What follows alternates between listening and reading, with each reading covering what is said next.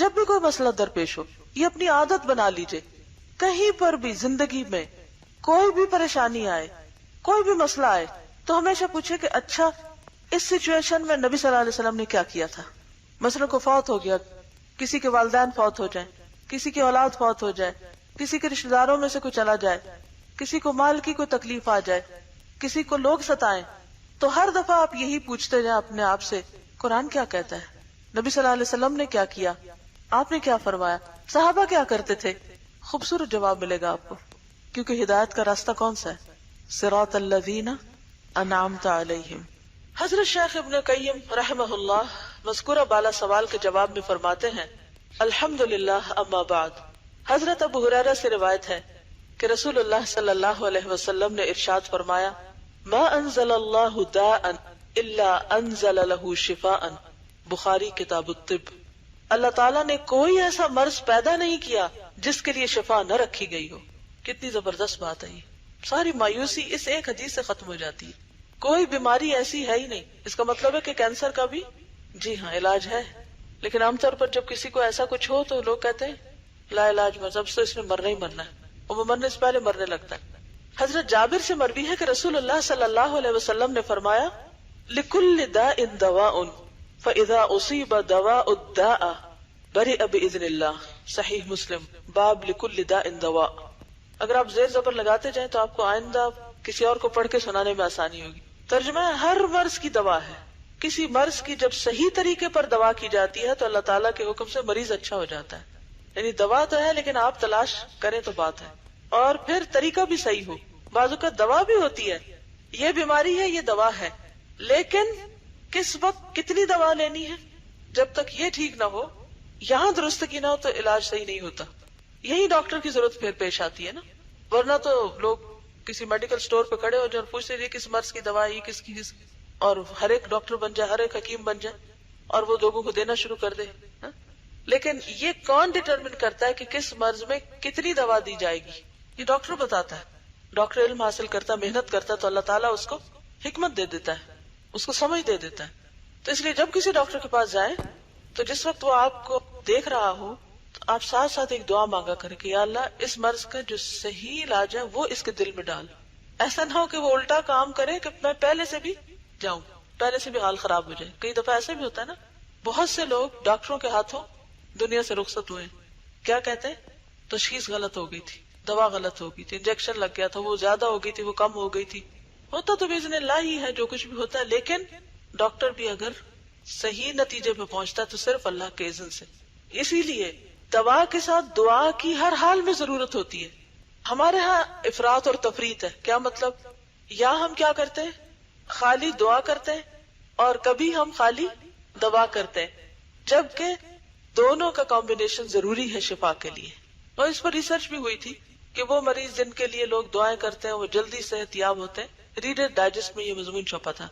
حضرت اسامہ بن شریک سے مروی ہے کہ رسول اللہ صلی اللہ علیہ وسلم نے فرمایا ان اللہ لم ينزل داء الا انزل له شفاء علمه من علمه وجهله من جهله.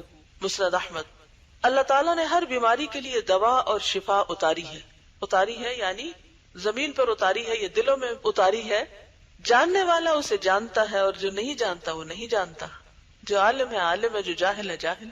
ایک اور حدیث میں یہ الفاظ مروی ہیں ان اللہ لم يدع داء الا وضع له شفاء او دواء الا داء واحدا. ترمذی باب الطب. اللہ تعالیٰ نے سوائے ایک مرض کے تمام بیماریوں کی شفا یا دوا پیدا کی. صحابہ نے عرض کیا وہ ایک مرض کون سا ہے؟ آپ نے فرمایا الحرم، بڑھاپا. امام ترمذی نے اس حدیث کی توثیق میں ھذا حدیث صحیح یعنی یہ حدیث صحیح ہے کہ الفاظ استعمال کیے ہیں. یہ حدیث امراض قلب و روح، امراض اجسام و ابدان اور اس کے علاج و دوا پر مشتمل ہے. یعنی اس حدیث میں دا کا جو لفظ ہے، بیماری کا جو لفظ ہے، یہ صرف جسمانی بیماریوں کے لیے نہیں ہے بلکہ قلبی روحانی بیماریوں کے لیے بھی ہے. کیا سمجھ میں آیا؟ جب یہ کہا گیا کہ ہر بیماری کی دوا ہے تو اس کا کیا مطلب ہے کہ صرف نزلہ زکام کی نہیں بلکہ روحانی بیماریوں کی بھی، دل کی بیماریوں کی بھی. منافقت کیا ہے؟ فی قلوبہم مرض. ٹھیک ہے. رسول اللہ صلی اللہ علیہ وسلم کا ارشاد ہے کہ جہالت بیماری ہے. کتنے لوگ یہ بات سمجھتے ہیں؟ جہالت بیماری ہے اور علماء سے دریافت کرنا اس کی دوا اور علاج ہے. یعنی جو بات نہ پتا ہو جاننے والوں سے پوچھ لو. جیسا کہ امام ابو داؤد اپنی سنن میں حضرت جابر بن عبداللہ سے روایت کرتے ہیں کہ ہم ایک مرتبہ سفر میں تھے. ایک شخص کو پتھر سے چوٹ لگ گئی اور اس کا سر زخمی ہو گیا. اس کے بعد ایک بار اسے احتلام ہو گیا تو اس نے اپنے ساتھیوں سے دریافت کیا کہ اس حالت میں مجھے تیمم کرنے کی اجازت ہے؟ یعنی نہانے کی ضرورت پیش آ گئی، ناپاک ہو گیا، جنبی ہو گیا. ساتھیوں نے کہا تمہیں پانی پر قدرت ہے، اس لیے ہمارے نزدیک تمہیں تیمم کی رخصت اور اجازت نہیں. کیا کہا انہوں نے؟ نہیں، تم تیمم نہیں کر سکتے کیونکہ پانی جو موجود ہے.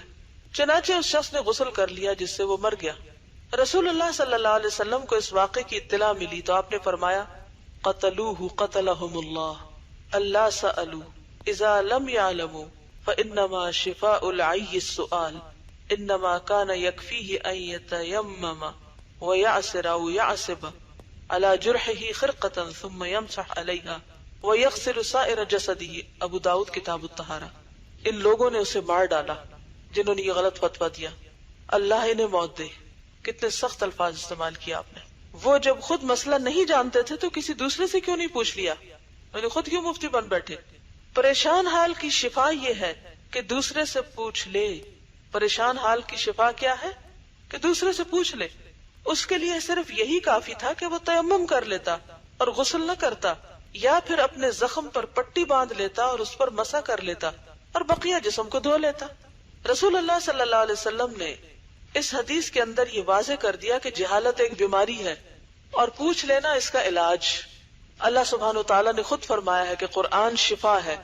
ارشاد باری تعالیٰ ہے وَلَوْ جَعَلْنَاهُ قُرْآنًا أَعْجَمِيًّا لَقَالُوا لَوْلَا فُصِّلَتْ آيَاتُهُ أَعْجَمِيٌّ وَعَرَبِيٌّ قُلْ هُوَ لِلَّذِينَ آمَنُوا هُدًى وَشِفَاءٌ حامیم السجدہ. اور اگر ہم اس کو عربی کے سوا دوسری زبان کا قرآن بناتے تو یہ لوگ کہتے کہ اس کی آیتیں کیوں واضح نہیں کی گئی؟ بھلا عجمی قرآن اور عربی آدمی؟ اے نبی صلی اللہ علیہ وسلم ان سے کہہ دیجئے وہ تو مومنوں کے لیے شفا اور ہدایت ہے. قرآن کیا ہے؟ شفا اور ہدایت. تو اس بات پر ایمان اور اعتماد ضروری ہے کہ یہ شفا ہے. ایک اور آیت میں فرمایا گیا وَنُنَزِّلُ مِنَ الْقُرْآنِ مَا هُوَ شِفَاءٌ وَرَحْمَةٌ لِّلْمُؤْمِنِينَ. بنی اسرائیل آیت 82. اور ہم قرآن کی وہ آیتیں نازل کرتے ہیں جو ایمانداروں کے لیے شفا اور رحمت ہے. اس آیت میں من بیان جنس کے لیے ہے، یعنی جنس قرآن شفا اور رحمت ہے. یہ من تبعیضیہ نہیں ہے. من کی کئی قسمیں ہوتی ہیں نا، تو ایک من بعض کے لیے آتا ہے. مثلا وَمِنَ النَّاسِ ترجمہ کیا کرتے ہیں آپ؟ بعض. تو یہاں من کیا ہے؟ تبعیضیہ. یہ جو لکھا ہوا ہے تبعیضی کا لفظ بعض سے ہے، یعنی بعض ترجمہ کرتے ہیں. اور بعض اوقات من جو ہے وہ بیانیہ ہوتا ہے، بعض کے لیے نہیں ہوتا. تو اس کا مطلب کہنے کا یہ ہے کہ قرآن کا صرف بعض حصہ نہیں بلکہ قرآن پورے کا پورا شفا ہے. واضح یہ معنی ہے اس جملے کا، کیونکہ قرآن حکیم سب کا سب شفا اور رحمت ہے، جیسا کہ ما سبق یعنی جو پہلے گزر چکی آیت سے معلوم ہوتا ہے. قرآن حکیم یقیناً ہر جہالت، ہر شک و شبہ اور ہر ریب و تردد سے قلوب کو شفا دیتا ہے. اللہ تعالیٰ نے بلا شبہ ازالہ امراض کے لیے قرآن حکیم سے زیادہ عام، نفع بخش اور اعظم ترین اور زیادہ بہتر کوئی دوا پیدا نہیں کی. کیا ہمارا یقین ہے اس بات پر؟ کیا کسی کا کوئی تجربہ ہے کہ قرآن پڑھنے کے بعد اس کی کوئی بیماری دور ہوئی ہو؟ الحمدللہ. یہ کہتی ہے کہ مجھے میگرین ہوتا تھا، میں نے کوئی خاص وظیفہ تو نہیں پڑھا، لیکن جب سے قرآن پاک پڑھنا شروع کیا ہے تو اس کا وقفہ بہت بڑھ گیا ہے، یعنی دیر دیر بعد یہ تکلیف ہوتی ہے. جی آپ کیا کہتے ہیں؟ میری ایک نند ہے، وہ کافی ینگ تھی اور ان کو اچانک بریسٹ کینسر ڈیٹیکٹ ہوا. تو میں نے اچانک دیکھا کہ وہ استاذہ کی درس میں بھی زیادہ آنا شروع ہو گئی اور کلاس میں بھی آنے لگی، اور مجھے نہیں تھا پتا اس وقت ان کو کینسر ہو چکا ہے.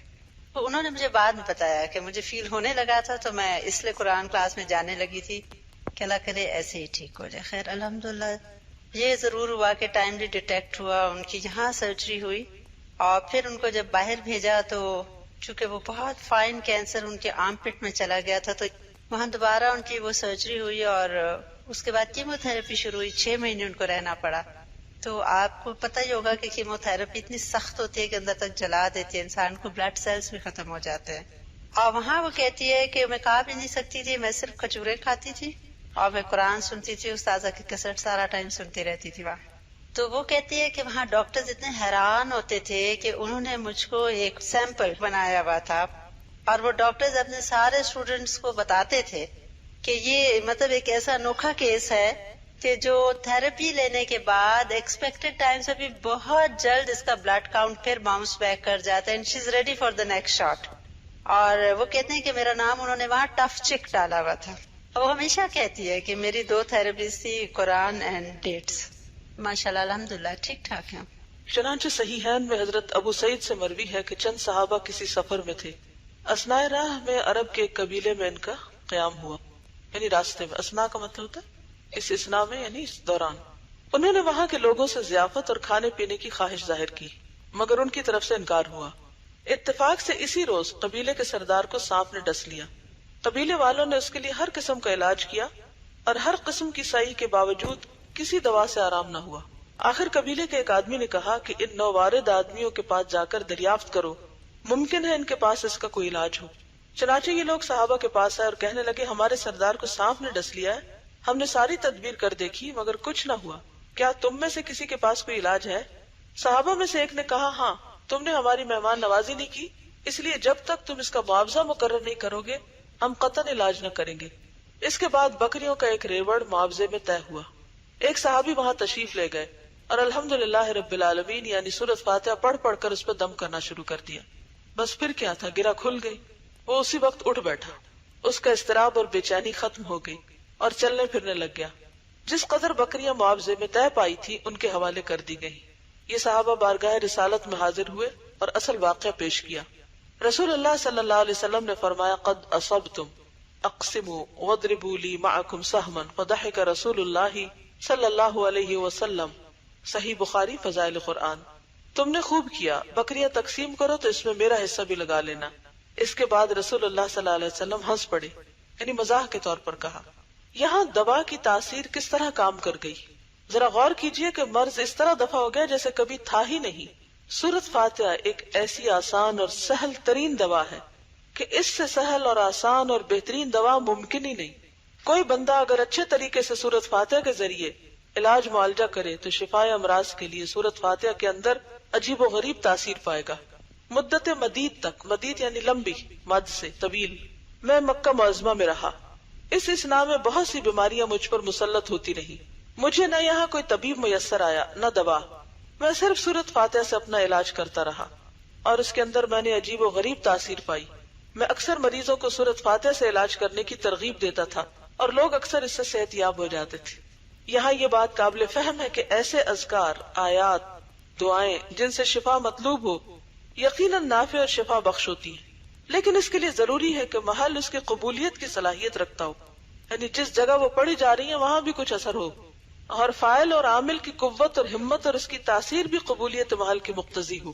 کیا مطلب؟ جملہ مشکل ہے. فاعل کا کیا مطلب؟ دم کرنے والا، اور عامل عمل کرنے والا کی قوت اور ہمت اور اس کی تاثیر بھی قبولیت محل کی مقتضی ہو. یعنی جس جگہ کے لیے، جس کام کے لیے پڑھا جا رہا ہے نا، تو اس میں یہ فیکٹرز بھی شامل ہو جاتے ہیں. لینے والا بھی یقین رکھے کہ اس میں فائدہ ہے، اللہ نے یہ ہمارے لیے بہترین شفا اتاری ہے. جو دم کر رہا ہے وہ بھی یقین کے ساتھ کرے، کیونکہ اگر یقین کی کمی ہوگی تو تاثیر بھی کم ہو جائے گی. اور دوسری بات یہ کہ ان چیزوں سے بچے جس سے تاثیر میں کمی ہوتی ہے. اذکار، آیات اور دعائیں اگر مؤثر نہ ہو اور شفا نہ ہو تو سمجھ لینا چاہیے کہ پڑھنے اور دعا کرنے والے کی تاثیر توجہ کمزور ہے. اثر قبول کرنے والے میں قبول تاثیر کی صلاحیت نہیں، لینے والا بھی لے نہیں رہا. آپ نے دیکھو کہ ایک دوا ایک شخص پہ ٹیسٹ کی جاتی ہے تو بڑے اچھے نتائج ہوتے، وہی دوا دوسرے پہ ٹیسٹ ہوتی ہے تو اس کا نتیجہ کچھ نہیں نکلتا. ایک بیج ایک زمین میں ڈالا جائے تو ہرا بھرا درخت نکلتا، دوسری میں ڈالا جائے تو کچھ بھی نہیں نکلتا. کس چیز کا فرق ہے؟ زمین کا فرق ہے. تو بعض اوقات لینے والے کا فرق ہوتا ہے، بعض اوقات دینے والے کا. لیکن اس میں تو کوئی شک نہیں کہ قرآن شفا ہے. یا کوئی ایسی شدید اور سخت رکاوٹ موجود ہے جو دوا کی تاثیر کو روک رہی ہے. اسی لیے بعض اوقات حکیم پرہیز وغیرہ بتاتے ہیں. جس طرح کہ عموماً ظاہری اور حسی امراض میں دواؤں کا حال ہوا کرتا ہے، کبھی ایسا اس وجہ سے بھی ہوتا ہے کہ دوا کے اقتضاء اور تاثیر کے درمیان کوئی رکاوٹ مزاحم ہو جاتی ہے، طبیعت جب کسی دوا کو کامل طور پر قبول کر لیتی ہے تو جس درجہ طبیعت دوا کو قبول کرے گی اسی درجے بدن اور جسم کو نفع پہنچے گا. اسی طرح آدمی کا قلب کسی دوا اور تعویذ کو قبول کر لیتا ہے اور دعا پڑھنے والے کے اندر ازالہ مرض کے لیے نفس فعالہ اور ہمت مؤثرہ ہوتی ہے. تو یہ دعا مکروہ و ناگوار امر کی مدافعت اور حصول مطلوب و مقصود کا ایک قوی ترین سبب بن جاتی ہے. لیکن بسا اوقات دعا اور دم کی تاثیر اس لیے نہیں ہوتی کہ کسی ایسی چیز کی دعا کی جائے جو اللہ تعالیٰ کو پسند نہیں اور اس میں کسی پر ظلم ہو رہا ہے، یا اس لیے اثر نہیں ہوتا کہ دعا کے وقت قلب پوری طرح اللہ تعالیٰ کی طرف متوجہ نہیں ہوتا اور کامل طور پر جمعیت خاطر نہیں پائی جاتی، یعنی خیالات اکٹھے نہیں تو منتشر ذہن ہوتا ہے. اس لیے اس کا حال ایک ڈھیلی کمان کا سا ہوتا ہے. ڈھیلی کمان سے پھینکے جانے والے تیر کی رفتار سستی ہوتی ہے، پھر اس لیے تاثیر نہیں ہوتی کہ اجابت دعا میں کوئی اور چیز رکاوٹ پیدا کر رہی ہے، مثلا حرام غذا کھائی جاتی ہے، یا کسی پر ظلم کیا جا رہا ہے، یا دلوں پر گناہوں کا میل چڑھا ہوا ہے اور قلوب پر غفلت، سہو یا لہو و لعب کی تاریکیاں چھائی ہوئی ہیں. جیسا کہ حضرت ابو ہریرہ سے مروی ہے کہ رسول اللہ صلی اللہ علیہ وسلم نے فرمایا ادعوا اللہ وانتم موقنون بالاجابہ واعلموا ان اللہ لا يقبل دعاء من قلب غافل لاہ. المستدرک کتاب الدعاء. بارگاہ الہی میں اس طرح دعا کرو کہ تمہارے اندر اجابت دعا کا پورا پورا یقین موجود ہو. خوب سمجھ لو کہ غافل بے خبر قلب کی دعا اللہ تعالیٰ قبول نہیں کرتا. دعا ایک ایسی پرتاثیر دوا ہے. ہم تو دعا اور دوا الگ الگ کرتے رہتے ہیں نا، دعا بھی کریں دوا بھی کریں، یہ لگتا ہے جیسے دو الگ چیزیں. انہوں نے کیا کیا، یہ کہتے ہیں دعا پرتاثیر دوا ہے، دعا ہی دوا ہے، یعنی اور دوائیں بھی ہوں گی مگر دعا بھی دوا ہے جو یقیناً نفع دیتی اور مرض کو دفع کرتی ہے. مگر جب قلب غافل اور اللہ تعالیٰ کی جانب سے بے خبر ہو تو دعا کی قوت بیکار ہو جاتی ہے، یعنی وہ قوت زائل ہو جاتی ہے. کوئی مثال، مثلا ایک انجیکشن اگر آپ کے جسم میں جائے تو اس کا فائدہ یقیناً ہوگا اگر وہ صحیح ہے، موافق ہے، اور اگر آپ زمین پہ گرا دیں تو کیا ہوگا، ضائع ہو گیا. کوئی بھی چیز اگر اپنے صحیح مقام پر نہیں، صحیح طریقے پر نہیں تو ضائع ہو گئی.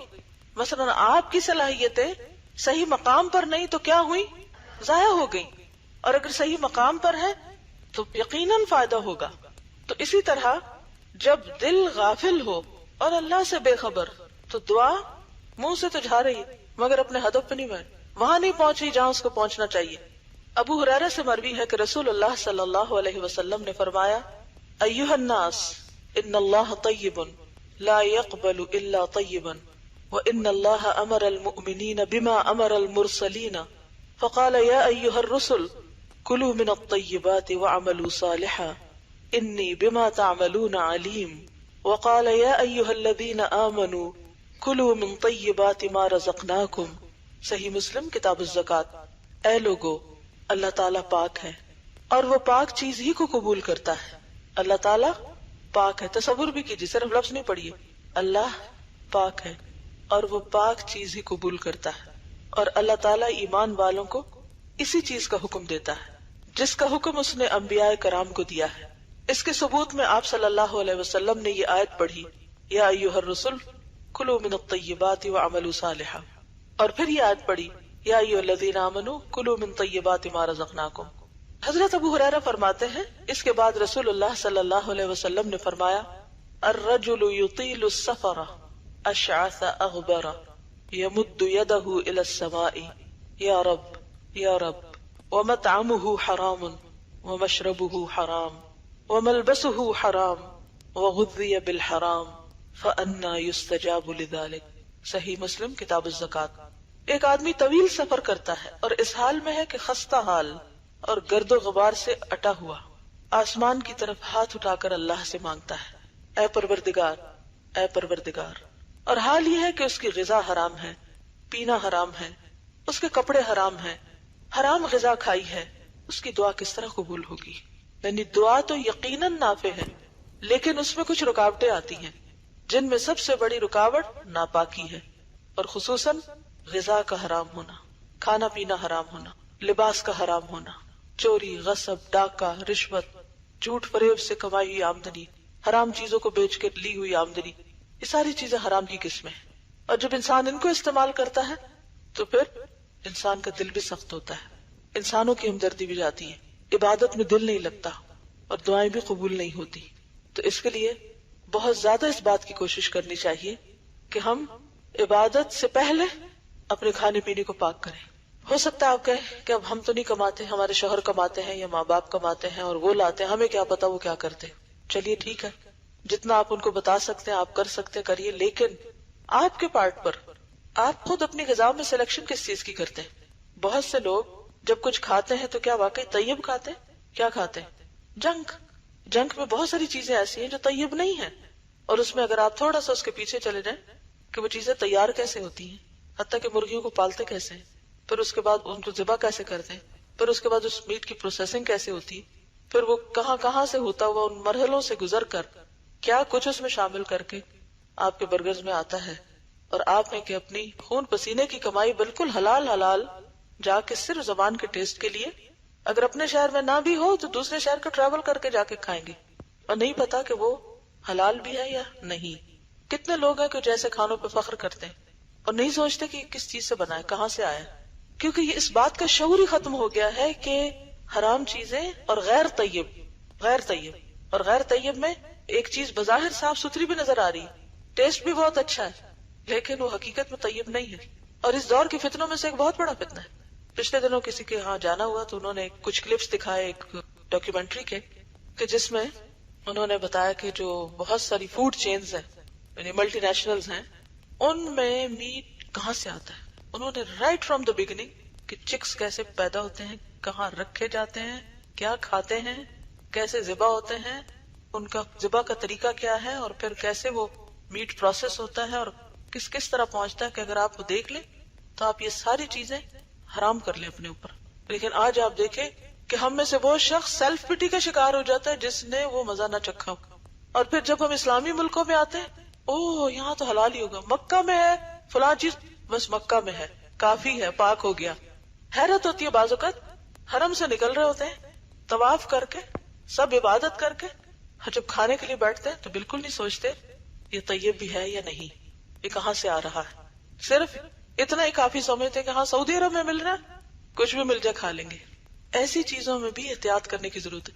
اس وقت سب کچھ اتنا فریلی اویلیبل دے کے کتنے لوگ ہیں جو اپنے اوپر خود پابندی لگائیں گے کہ نہیں یہ نہیں کھانا مجھے. ہم میں سے کتنے نہیں. تو پھر حج پہ حج کیے جائیں، عمرے پہ عمرے کیے جائیں، لیکن غذا ہی حلال نہیں. اور اگر حلال کے علاوہ یہاں پر آپ دیکھیں کہ حلال کا لفظ بھی نہیں آیا، طیب کا لفظ آیا، غذا ہی طیب نہیں.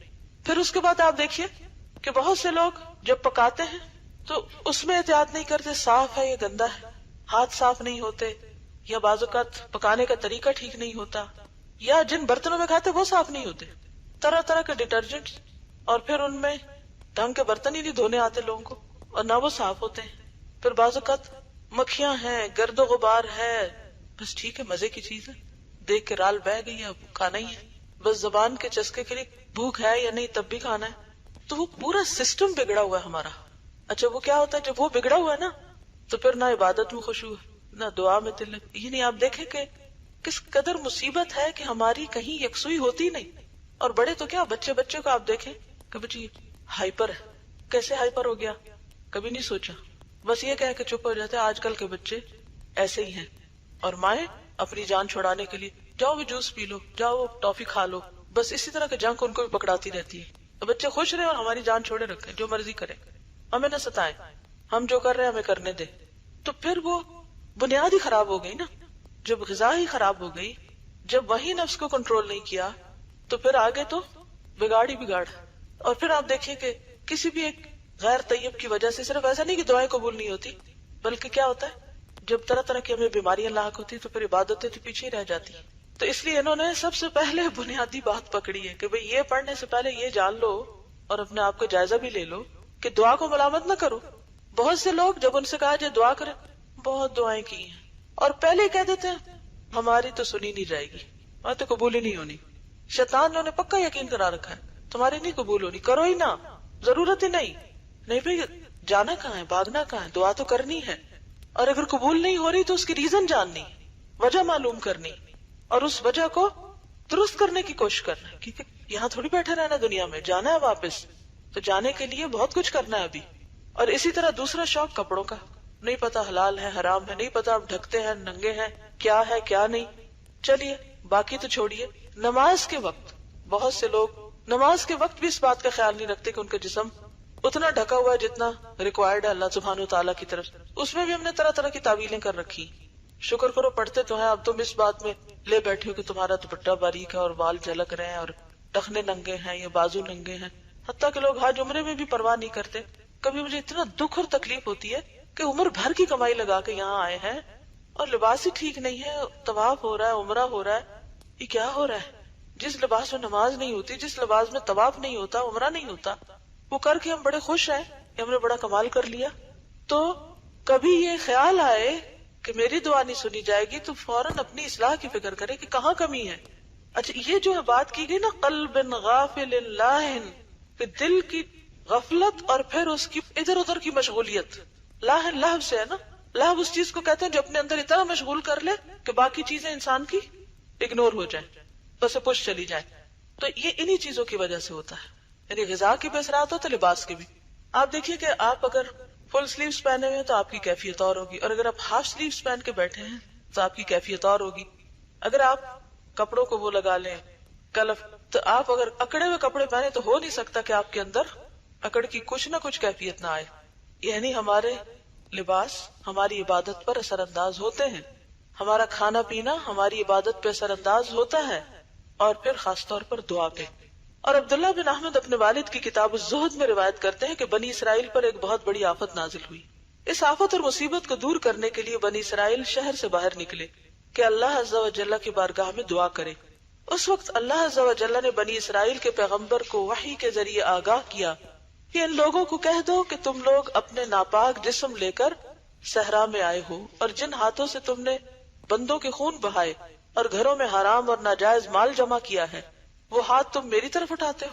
یعنی جس ہاتھ سے تم نے لوگوں کو مارا ہے اور خون بہایا ہے اور جن ہاتھوں سے غلط کام کیا، وہ ہاتھ آگے کر کے کہتے کہ میں اس میں کوئی خیر و بھلائی ڈالوں. اور اب جب کہ میرا غضب اور عذاب تمہارے لیے سخت سے سخت ہو چکا ہے اور تمہاری بدعمالیوں بد کرداریوں کی وجہ سے تم مجھ سے حد درجہ دور ہو چکے ہو، میرے سامنے دعا کرتے ہو. اب تمہاری دعائیں کہاں سے سنی جائیں گی؟ بنی اسرائیل کی مثال جو ہے یہ بہت ریلیونٹ ہے ہم سے، کیونکہ بنی اسرائیل اپنے قوم کی مسلمان امت تھی جیسے آج ہم مسلمان امت ہیں. بنی اسرائیل کو جب ڈانٹ پڑ رہی ہوتی قرآن میں تو مجھے ایسا لگتا ہے کہ یہ ہمیں پڑھ رہی، ہمیں کہا جا رہا ہے. لیکن ہم ان سب چیزوں کو پڑھتے کہ وہ ایک قوم تھی جس نے یہ سب کیا، اور ہم ان کو برا بھلا کہہ لیں اور دنیا میں ان کے خلاف باتیں کر لیں، کتابیں لکھ لیں، لیکچر دے لیں، نعرے لگا دیں، اور ہم سمجھتے ہیں کہ ہم سب ٹھیک ہو گئے، اور یہ بھول جاتے ہیں کہ یہ سب ہمیں آئینہ دکھایا جا رہا ہے.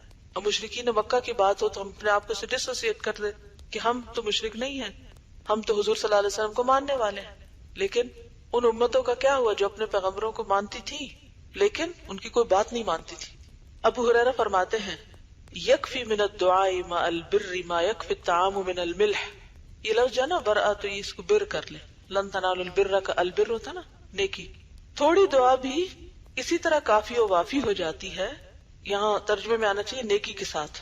یکفی من الدعاء مع البر، نیکی کے ساتھ کافی ہو جاتی ہے دعا. ما یکفی الطعام من الملح، جس طرح تھوڑا سا نمک کھانے کے لیے کافی و وافی ہوتا ہے. ٹھیک ہے، یعنی نیکی کرنا، مثلا استغفار پڑھ کے مانگنا، یا پھر صدقہ کر کے دعا کرنا، یا نماز پڑھ کے دعا کرنا، یا قرآن کی تلاوت کر کے دعا کرنا، تو یہ ساری چیزیں کیا ہوتی ہیں؟ یعنی اگر آپ کو نیکی کا کام کرتے ہیں، اچھا کام کرتے ہیں، اللہ کو راضی کرتے ہیں، اس کے ساتھ چھوٹی سی دعا بھی کر لیتے ہیں تو وہ بہت کافی ہے. اچھا آج کل کیا ہے، ہمارا حال الٹ ہے، ہم نیکی کی طرف توجہ کم کرتے ہیں، اور پھر جب کوئی مشکل آتی تو 1000 لاکھ وظیفے کرنے کو آسان سمجھتے ہیں، یا نہ بھی سمجھے لیکن اس کو پھر بھی کسی نہ کسی طرح کر لیں گے. اور وہاں بھی یہ نہیں سوچیں گے کہ ہم اور کیا کر رہے ہیں اس کے ساتھ، وہاں بھی ہماری توجہ شیطان نے کسی اور چیز کی طرف کرائی ہوئی ہوتی. کس قدر اس وقت امت مسلمہ کے اندر ہی یہ بات رائج ہے کہ کوئی مسئلہ ہوگا، اگر لوگوں کو کہیں بھی 2 نفل پڑھ لو اور دعا کر لو تو اس سے وہ بھاگیں گے کہ 2 نفل. اگر کہیں کہ نماز پابندی سے پڑھو تو دعائیں قبول ہوگی، نماز میں قرآن پڑھو کہ شفا ہے قرآن، زکوٰۃ پوری دو زکوٰۃ، حج کرو حج. یعنی جو بنیادی فرائض ہے، چھوڑیے باقی نوافل کو، جو بنیادی فرائض ہے ان کی پابندی جو ہے وہ بھی مشکل ہے، اس کے لیے بھی وہ سب چیزیں اجنبی ہوتی جا رہی ہیں. لیکن اگر کبھی کوئی مشکل آئے تو کوئی یہ بتائے کہ یہ اتنے ہزار، یہ اتنے لاکھ، یہ اتنی دفعہ سویر اتنا شام پڑھو، تو وہ بھی پڑھ لیں گے، یا پھر کسی کو ہائر کر کے پڑھوا لیں گے. کیونکہ مدرسے جو کھلے ہوئے ہیں ان کے بچے عام طور پر ان سے کیا کام لیا جاتا ہے؟ وہ بےچارے مسکین، ان کو ادھر لے جاؤ، اس کا فوت ہو گیا، ان کے گھر میں چلو، ادھر چلو، اس وقت بھی خود اور کاموں میں لگے ہوئے ہوتے ہیں، اور ہائرڈ پیپل کو بلا کے دعا بھی ان سے کروا لیتے ہیں. یا پھر ایک ہی تکیہ کلام ہوتا ہے ہر ایک سے، ہمارے لیے دعا کرے. وہ ٹھیک، اچھی بات ہے. صحابہ کرام کا یہ تکیہ کلام نہیں ہوتا تھا. ہم اس میں بہت مبالغہ کر رہے ہیں، اس میں بھی سوچنا چاہیے. بعض اوقات تو اتنی حیرت ہوتی ہے کہ ایک مجلس میں لمبی چوڑی دعا کر کے اٹھتے ہیں اور اس کے فوراً بعد لوگ آ کے کہتے ہیں ہمارے لیے دعا کریں. تو میں سوچتی ہوں کہ ابھی کیا ہو رہا تھا، ابھی کیا کیا گیا ہے، اس وقت کہاں تھے؟ یعنی کہ ہم سوچتے نہیں نا کہ ہم کیا کہہ رہے ہیں. یعنی اس کا یہ مطلب نہیں کہ کسی سے کہہ نہیں سکتے دعا کے لیے، لیکن ہر چیز کا ایک وقت ہوتا ہے نا، موقع محل ہوتا ہے. تو جب نیک کام کرو گے تو تھوڑی سی دعا بھی بہت کافی ہو جائے گی. اسی لیے آپ دیکھیں کہ نبی صلی اللہ علیہ وسلم کی دعائیں کوئی 2-4 صفحوں پہ مشتمل نہیں ہوتی. ایک ایک دعا کتنی ہے، کوئی ایک لائن کی ہے، کوئی آدھی لائن کی ہے، کوئی 2 لائنوں کی، ہارڈلی کوئی ایک آدھ لمبی دعا ہوگی. باقی کتنی وہ چھوٹی ہیں. لیکن ساری توجہ کس پہ ہے؟ توجہ کس پہ ہے؟ زندگی کا مقصد پورا کرنے پہ، جو اپنے فرائض ہیں ان کو ادا کرنے پر. اور اب آپ دیکھیں کہ بعض اوقات یہ لگتا ہے کہ دعا کرنا بھی ایک رسم بن گیا نا، اور پھر اس پہ بھی فخر ہوتا ہے، فلاں کی دعا بڑی خوبصورت تھی، فلاں کی اتنی اچھی تھی. ٹھیک ہے، آج کے لیے اتنا ہی کافی ہے. آج کا ہوم ورک کیا ہے؟ دعا مانگے اور اپنی اپنی کسی بیماری کے اوپر خود سورۃ فاتحہ کا دم کریں، اپنے اوپر بھی اور دوسروں پر بھی. اوکے، جزاکم اللہ خیرا. سبحانک اللہم و بحمدک، نشہد ان لا الہ الا انت، نستغفرک و نتوب الیک. السلام علیکم و رحمۃ اللہ وبرکاتہ.